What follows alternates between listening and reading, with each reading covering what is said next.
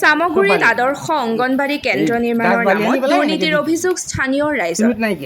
সামগুৰিৰ বাজিয়া গাঁও সংহত শিশু উন্নয়ন প্ৰকল্পৰ বাজিয়া গাঁও দক্ষিণ পশ্চিম আদৰ্শ অংগনবাড়ী কেন্দ্ৰ নিৰ্মাণৰ 5 মাহ সম্পূৰ্ণ নহওঁতেই ভাঙি গৈছে টাইলছ, লগতে ফাটিছে পকা ৱালসহ পকা খুঁটা। ঠায়ে ঠায়ে অংগনবাড়ী কেন্দ্ৰখনৰ ভিতৰত পৰে বৰষুণৰ পানী।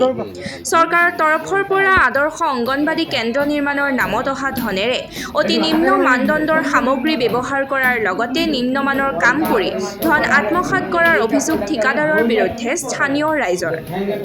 অসম চৰকাৰৰ পৰা আবণ্টিত 25 লাখ টকাৰ প্ৰায় 10ৰ পৰা 12 লাখ টকাৰ কাম কৰি ঠিকাদাৰে দায়িত্ব সামৰাৰ অভিযোগ স্থানীয় ৰাইজৰ। বিজেপিৰ নেতা তথা ঠিকাদাৰ চিৰাজুল হকে আদৰ্শ অংগনবাড়ী কেন্দ্ৰ নিৰ্মাণৰ নামত ধন আত্মসাতৰ অভিযোগ স্থানীয় ৰাইজৰ। আদৰ্শ অংগনবাড়ী কেন্দ্ৰ নিৰ্মাণৰ নামত দুৰ্নীতি কৰা ঠিকাদাৰৰ বিৰুদ্ধে তদন্ত কৰিবলৈ বিভাগীয় কৰ্তৃপক্ষক আহ্বান স্থানীয়।